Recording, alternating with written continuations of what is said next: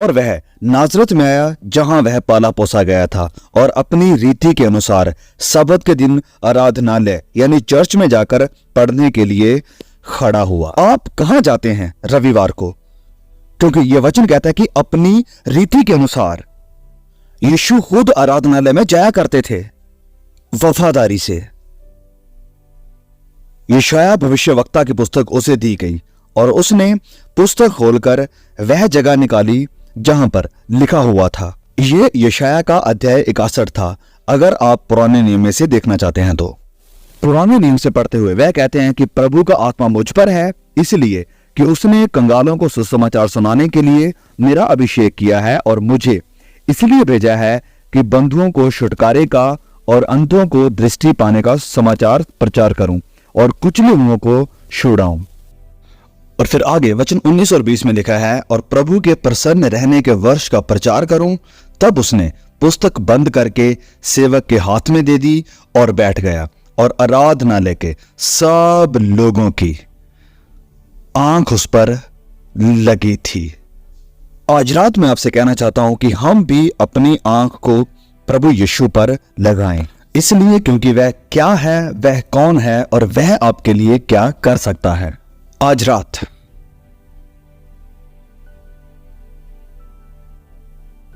जब United Nations के secretary general retire हुए, उनके रिटायरमेंट पर बहुत बड़ी दावत दी गई, और वह उन सारे लोगों के सामने खड़ा हुआ जो पूरी दुनिया से आए हुए थे, क्योंकि वह राजनीतिक लीडर थे। और उसने कहा कि मैं जो कुछ भी हूं, जो कुछ भी मैंने किया है और जो कुछ भी मैं करने वाला हूं, इसका सारा श्रेय बुद्धा को जाता है। वह अपने विश्वास से, अपने मजहब से नहीं शर्माया। बुद्धा जो कि इंडिया से आता है, और मिस्टर जनरल सेक्रेटरी महिमा कर रहा था बुद्धा की कि उसने उसके लिए क्या किया है। वह उत्साहित था और बुद्धा के नाम से नहीं शर्माता था। हम में से कितने लोग प्रभु यीशु के लिए ऐसे खड़े होंगे और कहेंगे कि जो कुछ भी मैंने किया, जो कुछ भी मैं हूं और जो कुछ भी करने वाला हूं, ये सब यीशु मसीह की वजह से है। और या फिर हम मसीह के नाम से शर्माते हैं, और या फिर हम डरपोक हैं यीशु के नाम के बारे में जब हम इकट्ठे बैठ के किसी के साथ खाना खाते हैं, अपने स्कूल में या कहीं पर भी, या हमारे दफ्तर में। क्या हम मसीह यीशु के बारे में शांत हैं? उसे गर्व था कि वह सब लोगों के सामने खड़ा होकर कहे कि वह एक बुद्धिस्ट है। क्या आप खड़े होकर गर्व से कह सकते हैं कि मैं मसीही हूं? प्रभु यीशु कौन है? उसने क्या दावा किया है? जब राष्ट्रपति उद्घाटन के समय प्रचार करते हैं, लोगों को एड्रेस करते हैं, तो वह लोगों को अपने जिन्होंने वोट दिया है बताना चाहते हैं कि वह अपने कार्यकाल में क्या करने वाले हैं आने वाले अगले 4 सालों में। और यहां लूका अध्याय 4 में प्रभु यीशु ने अपनी सेवकाई का उद्घाटन किया है, और उन्होंने ये कारण बताया कि क्यों वह स्वर्ग को छोड़कर पृथ्वी पर आए हैं। सबसे पहला कारण उन्होंने बताया कि वह गरीबों को सुसमाचार सुनाने आए हैं। ये शब्द सुसमाचार का मतलब है एक अच्छी खबर। उसके कहने का मतलब था कि जो आत्मा में गरीब है और फिजिकली भी, उसने कहा कि मैं उनके लिए अच्छी खबर लेकर आया हूं। लोग अच्छी खबर को सुनना चाहते हैं। यीशु के पास अच्छी खबर है। उसने कहा कि मैं आपके लिए एक अच्छी खबर लेकर आया हूं। मैं आपको यह बताने के लिए आया हूं कि आपके दुख में, आपकी निराशा में मैं आपकी तसल्ली हूं। मैं आपकी आत्मा को बचाने के लिए आया हूं, और आपको गारंटी देता हूं कि मरने के बाद आप सदा के आनंद में जाएंगे। और दूसरा कारण उन्होंने बताया कि वह टूटे हृदय वालों को चंगा करने के लिए आए हैं। आज रात यहां पर कितने लोग हैं जिनके हृदय टूटे हुए हैं? टूटे हृदय वाले कितने लोग स्क्रीन पर देख रहे हैं? कितने लोग हैं टूटे हृदय वाले अस्पतालों में? आज रात कितने लोग हैं मिडिल अफ्रीका से टूटे हृदय वाले? मेरा बेटा 1 या 2 दिन में यहां पर होगा।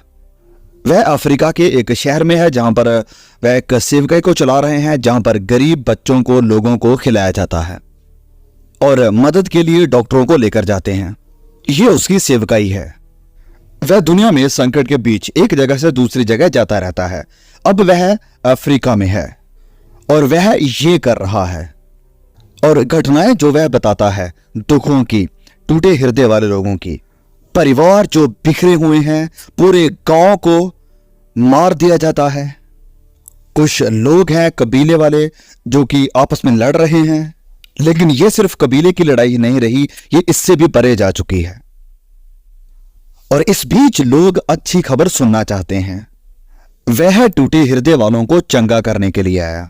और तीसरा यहां पर लिखा है कि वह बंधुओं के छुटकारे का प्रचार करने के लिए आया। वह मिला उन लोगों से जो बंधे हुए थे पाप से, बुरी आदतों से जो कि गलत हैं।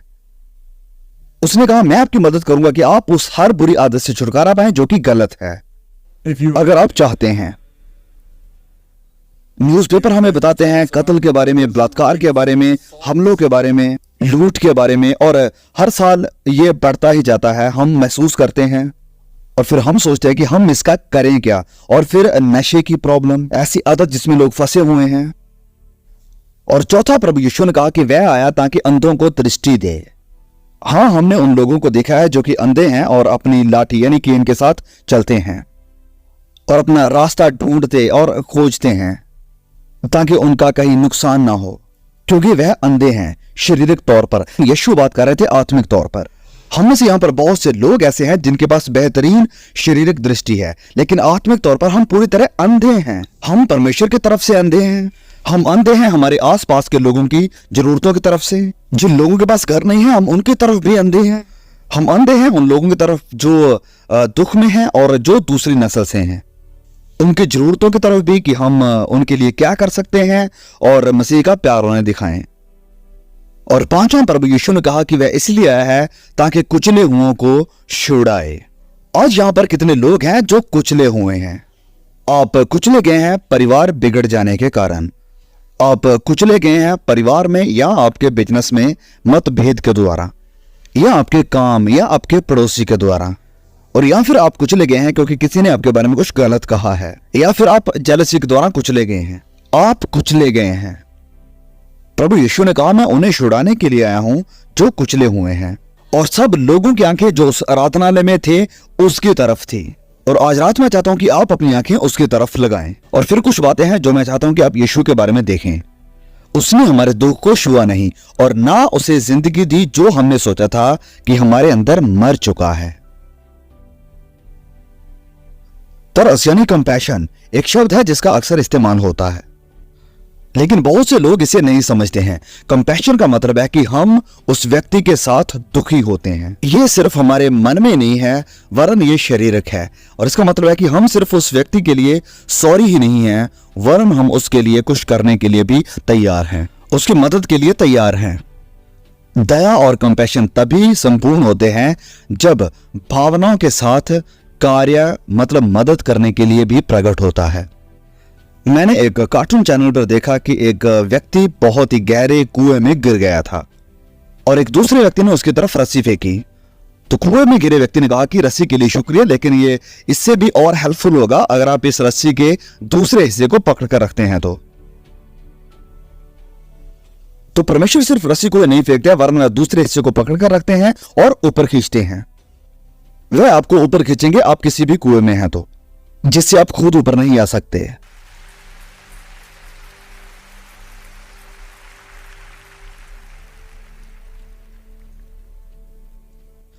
अमेरिका में बहुत ज्यादा वायलेंस बढ़ चुका है।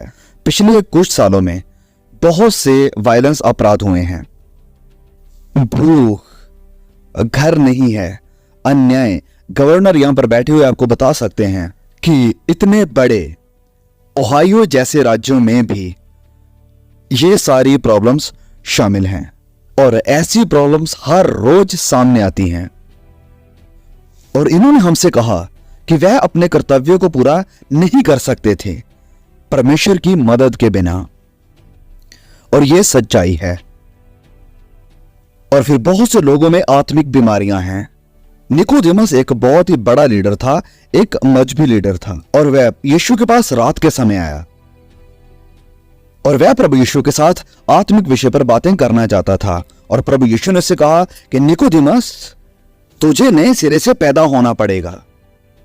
तुम्हें चाहिए परमेश्वर की जिंदगी तुम्हारे अंदर, तुम्हें नया जन्म देने के लिए। और जब तक तुम नए सिरे से पैदा नहीं हो जाते तुम परमेश्वर के राज्य में नहीं प्रवेश कर सकते। और निकोदेमस ने कहा कि जब इंसान बूढ़ा हो गया तो वह फिर दोबारा कैसे जन्म ले सकता है।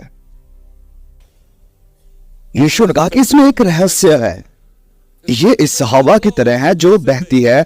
आप इसके सबूत को देख सकते हैं। लेकिन आप इसे जाकर पकड़ नहीं सकते हैं कि आप इसे पकड़कर जाकर लैब में स्टडी करें। लेकिन आप इसके प्रभाव को देख सकते हैं। जब यीशु आपकी जिंदगी में आता है, आप नए सिरे से पैदा होते हैं और आप इसके प्रभाव को देख सकते हैं। फिर नया प्यार, नई खुशी, नई जिंदगी, नया आनंद आपकी जिंदगी में होता है जो पहले कभी नहीं था।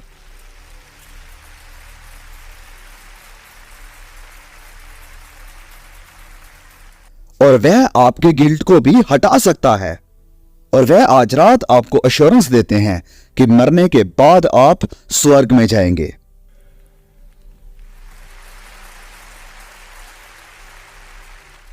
देखिए, यह बहुत ही दिलचस्प है कि जब प्रभु यीशु क्रूस के ऊपर कुर्बान हुए और फिर मुर्दों में से जी उठे, उसने सब लोगों को चंगा नहीं किया जो बीमार थे, उसने सब लोगों को नहीं खिलाया जो भूखे थे, लेकिन फिर भी उसने ये कहा कि मैंने वो काम पूरा कर दिया है जो करने के लिए तूने मुझे भेजा था।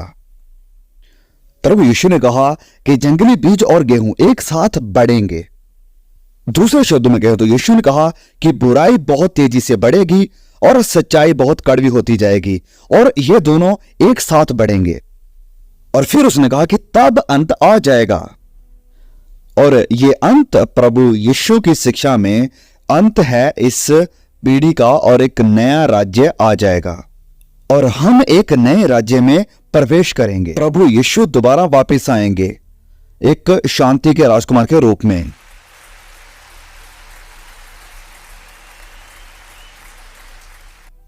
और फिर वह सलीब पर लटका हुआ मसीही था, रचने वाला मसीही, तरस करने वाला मसीही और क्रूस पर लटका हुआ मसीही। आज कोई भी जीवित व्यक्ति नहीं समझ सकता है कि क्रूस क्या थी। क्रूस के द्वारा मृत्यु बहुत ही धीरे और भयंकर थी, जिसके ऊपर कई बार घंटे और दिन भी लग सकते थे अपराधी को मरने के लिए। बेइज्जती, लानत, शर्मिंदगी उसके ऊपर लाई गई। और जब उन्होंने उसका मजाक उड़ाया और उसने कहा कि क्या तुम नहीं जानते कि मैं अगर अपने पिता से विनती करूं तो वह बेच सकता है स्वर्गदूतों की पलटन को मुझे बचाने के लिए। लेकिन उसने ऐसा क्यों नहीं किया? क्यों वह क्रूस पर लटका रहा? क्यों वह मरा? यह उसके अपने पापों के कारण नहीं था। उसने व्यवस्था के किसी भी कानून को नहीं तोड़ा था। उसने कोई अपराध नहीं किया था। वह मरा आपके स्थान पर, वह मेरे स्थान पर मरा, क्योंकि बाइबल कहती है कि आप और मैं अपराधी हैं, पापी हैं। हमने परमेश्वर के कानूनों को तोड़ा है। मैंने कानूनों को तोड़ा है, परमेश्वर के कानून, 10 आज्ञाएं, पहाड़ी उपदेश, और मैंने पहाड़ी उपदेश के अनुसार अपनी जिंदगी को नहीं गुजारा है और ना ही मैंने सारी आज्ञाओं को माना है।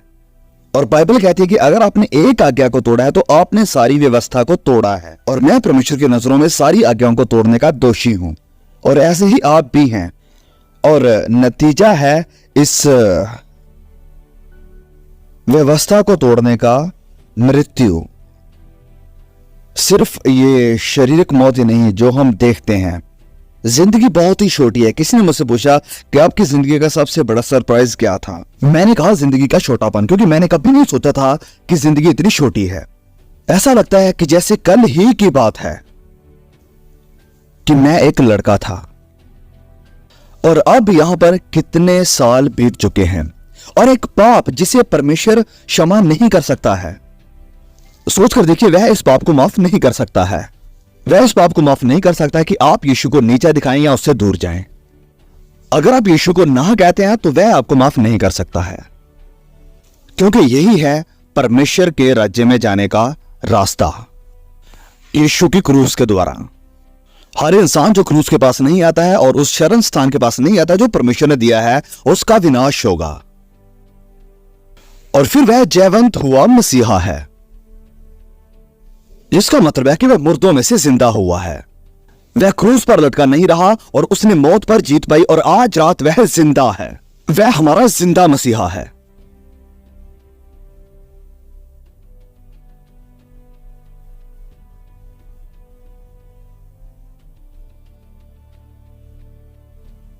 वह जिंदा मसीहा है, और मैं आपको आज रात मरा हुआ मसीहा ऑफर नहीं कर रहा हूं, वरन एक जिंदा मसीहा, और जो एक दिन राजाओं के राजा और प्रभुओं के प्रभु के रूप में आने वाला है।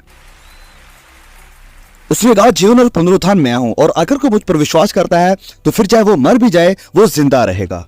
उसके पुनरुत्थान का 100 से भी ज्यादा बार नए नियम में जिक्र हुआ है। वह आज भी मौजूद है और वह ऐसा मसीहा है जो आपको बचा सकता है, वह आपको बदल सकता है, और लोग यहां पर खड़े होकर कह सकते हैं कि हां उसने मुझे बदल दिया, मसीही मेरे जीवन में आया। एंड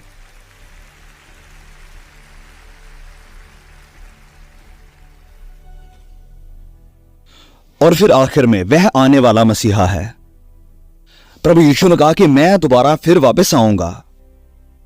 वचन में लिखा है, क्योंकि जिस घड़ी के विषय में तुम सोचते भी नहीं हो उसी घड़ी मनुष्य का पुत्र आ जाएगा, और वह बादलों पर आएगा और हर आंख उसे देखेगी। आप इसे महसूस कर सकते हैं और मैं भी इसे महसूस कर सकता हूं कि यह पूरा संसार एक क्लाइमैक्स की तरफ जा रहा है, और वह क्लाइमैक्स है मसीही यीशु। और वह अपने सिंहासन पर बैठेगा और वह हुकूमत करेगा।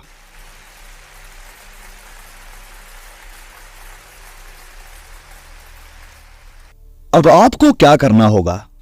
तो 3 बातें हैं जो आपको जरूर करनी होंगी, और आज रात ही ये करें, इंतजार मत करिए, क्योंकि हो सकता है कि ऐसा समय आपके पास फिर कभी ना हो। तो सबसे पहले आपको पश्चाताप करना होगा। मन फिरो और लौट आओ कि तुम्हारे पाप मिटाए जाएं। वचन में यूं लिखा है कि अब हर जगह मनुष्यों को परमेश्वर मन फिराने की आज्ञा देता है। मन फिराने का मतलब है कि आई एम सॉरी कि मैंने पाप किया है, मैं पाप से मुड़ने और एक नई दिशा में जाने के लिए तैयार हूं। प्रभु अगर आप मेरी मदद करते हैं तो अगर अपने आप में मैं मन फिराव नहीं कर सकता हूं वरन आपकी मदद से। और फिर दूसरा, आपको यीशु पर विश्वास करना होगा, अपनी आंखें उसकी तरफ लगानी होंगी। अपनी मजहबी बैकग्राउंड पर भरोसा मत करिए या अपने अच्छे कामों पर। परमेश्वर से कहिए कि प्रभु हां मैं जानता हूं कि मैंने पाप किया है। आप शायद चर्च के लीडर हो सकते हैं और या फिर चर्च के सेवक भी, आप चर्च के बिशप भी हो सकते हैं। मेरे पास कभी कभी बिशप भी आते हैं प्राइवेटली और कहते हैं कि हमें विश्वास नहीं है कि हम परमेश्वर से मिलेंगे, हमारे लिए प्रार्थना कीजिए। आप चर्च में सेवादार हो सकते हैं या एक लीडर भी हो सकते हैं, और ऐसा हो सकता है कि आप मसीह को ना जानते हो। आज इस जगह को छोड़ने से पहले आप उसे जान सकते हैं। आप जान सकते हैं कि आपके पाप माफ हो चुके हैं। मैं आपसे आज कहता हूं कि आप ये कमिटमेंट जरूर करें। आप जान सकते हैं कि अगर आप मर जाएं तो आप स्वर्ग में जाएंगे। आज रात आप यहां पर एक्सीडेंटली नहीं आए हैं। देखिए, परमेश्वर आपको यहां पर अपनी योजना के तहत लेकर आए हैं ताकि आप जान सकें कि सुसमाचार क्या है। मैं आज कहना चाहता हूं कि आप अपनी जगह पर खड़े हो जाइए, जैसे हम हर रोज देखते हैं बहुत सी जगहों पर लोगों को खड़े होते। मैं कहना चाहता हूं आप लोगों को जो स्क्रीन पर देख रहे हैं कि आप भी यही सेम कमिटमेंट बना सकते हैं जहां कहीं भी आप हैं। जैसे कि यहां पर ओहियो में लोग परमेश्वर के लिए खड़े हो रहे हैं। आप मसीह यीशु को आज यस कह सकते हैं। अब कह सकते हैं कि प्रभु मेरी जिंदगी में आइए, मैं अपने पापों से पश्चाताप करता हूं और मैं आपको स्वीकार करता हूं। और वह आपकी जिंदगी में आएंगे जहां कहीं भी आप हैं, जिस भी जगह में, जिस भी राज्य में, जिस भी गांव में, जिस भी खेत में, जिस भी ऑफिस में, जिस भी कमरे में हैं आप। परमेश्वर आपकी सुनेंगे और आपको क्षमा करेंगे। May God bless you.